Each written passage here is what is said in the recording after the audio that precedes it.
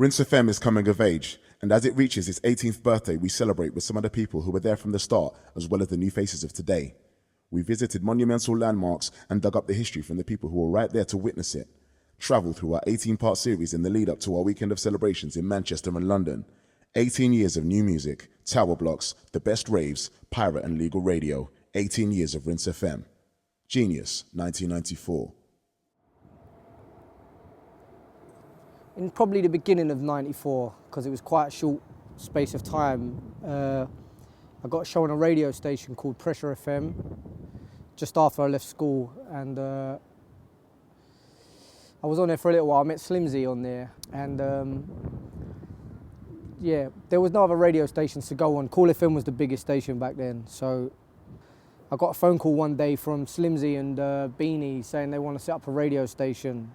So I was like, cool, I'm not on a radio station. And there was someone else called Fury involved at the time, and he was the person who was like in charge of getting the first transmitter. So we didn't have a clue what we was doing. One of my friends got their first flat from when they was young, and they just got handed their keys, and we was like, great timing, we'll stick the studio in your kitchen because you're not going to be using your kitchen that much. So we went to the block of flats, took the transmitter, set up the transmitter in the studio with us. So we had the transmitter was underneath the mixer, and I remember we got the aerial and we put it out of the balcony window. It was 18 floors up, and we put it out the balcony window, and was only going out in one direction towards Hackney, but we wasn't going towards downstairs in the same area. So someone like A+, he could hear it. He was like on the phone, yeah, I can hear it. But then someone who lived like 10 seconds away, they couldn't pick it up. So he's like, oh, something's wrong. So I remember saying to Slim, move the aerial around or something. And then he went out on the balcony, moved the aerial around, so was in there.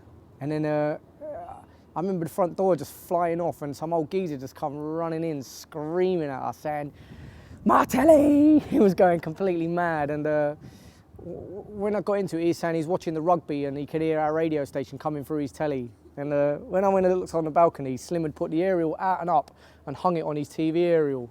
So it was like somehow it was going back through his telly. So yeah, that was kind of like our first experiences.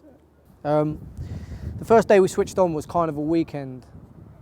And I remember A+, he was trying to get everyone to come up there for the first show, and he was shook. He was like, he don't want to come up there. We had the transmitter in the room. He was scared of losing his records. We didn't have no structure. There was no shows or anything. It was just like, cool, what should we do? Someone will mix, and then they'll be mixing for 2 hours, and it'd be like, cool, I'll have a go now. And then it was kind of like that for the whole weekend. It wasn't like, there wasn't no times. And the radio kind of run like that for quite a long time, of like not actually having any times. It was more like we'd all just go up there. We'd go up there on a Friday night, and we'd kind of ride it out until the Sunday. We'd all just sleep there. So it was like, we'd just take it in turn eaches. It was like being on watch. Yeah, so after a few weeks of being in the new studio and having the transmitter in the room, we thought it might be wise to actually put the transmitter somewhere else, because clearly we're going to get a studio raid soon because they're going to come for the transmitter. And we didn't have that much knowledge. So I remember we got someone from Pressure FM who was a DJ on there that used to help set up, and we got him to come and help us figure out how to set up a link system. And he took us on Pressure FM's roof, and I'd never been on another tower block before in my life, and I remember climbing through the hole thinking, shit, man, it's like, I'm like 25 stories up or something, climbing through a hatch. Slim was up straight away. I was actually considering my life on the way up there. The next thing we done was we set up the aerial on the roof. And I remember Slim, when we first set up the aerials, actually the first aerial we set up was made out of broomsticks. So we went around all night nicking broomsticks, like actually from people's front doors, jacking their broomsticks and sellotaping them together to put the aerial on and that. But then obviously the broomsticks wasn't very strong. It was like waving around all over the place. So I think our next move was we went to scaffolding poles, but Slim still come out with his sellotape. So I remember him sellotaping like 4 or 5 scaffolding poles together, and I would just be standing there looking, thinking, these scaffolding poles, it took like 3 of us to lift them up, and they're held up by a sellotape. I'm sure this ain't gonna last the weekend. So, but it did. And back then we used to have loads of problems with people taking our stuff and that, because we was like the young ones and we didn't have a clue what we was doing. I remember we had a transmitter on British Estate, and we used to jack it down like the rubbish chute. And one day we was coming out over Cool FM, and they rung us up and said, "You're coming out over our frequency," and we was like, "So what? We don't care." So we was on there cussing them and that. Next thing, our transmitter went off and we was like, "Oh shit." Went there, they're taking our transmitter. Even though they deny it now, Eastman, I know he took it. Finding studios was quite a difficult thing for the radio back in the day, because we was only young and it wasn't like, we didn't have a lot of money.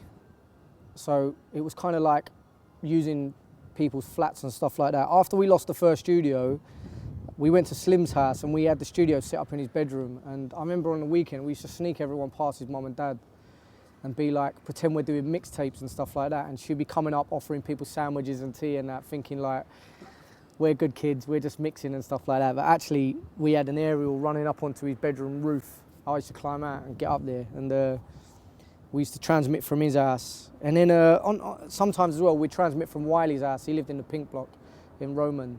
And I remember one day, we didn't have no money for electric, so we wired up the electric box, so we didn't have to pay for the electric. And Wiley went out on a motorbike and then come back about 4 hours later with the police. And he come in the room and he's like, "You're gonna have to stop the tape now." And I was thinking, what's he talking about? Next thing, there's like 5 policemen behind him. So they've come in the room and I'm like, "All right, everyone, stop the tape." So they pretend to press stop on the tape, but obviously we're live on air. And then they open the window and they find this microwave horn. And I remember them holding it and it was like, "What's this then?" And he was moving it and the radio was going, and he was putting it back and I was like, "Shit, man, we're gonna get nicked."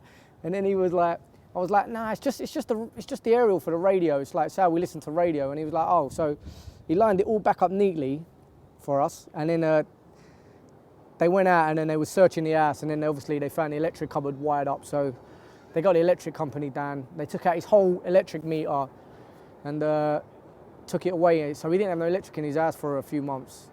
I think his dad was probably screwing because he was away for the weekend when we done that. So when he come back, there was no electric meter. The initial thing to start the radio was based on we wanted to do music, and none of us had done amazingly well in school. We all just wanted to do music and didn't care about anything else. And we kind of all got told that we wouldn't be able to do music. So I think that Rinse was like, it's kind of like something to prove a point that we could do what we wanted, and that's why we done it, kind of thing, without thinking about it.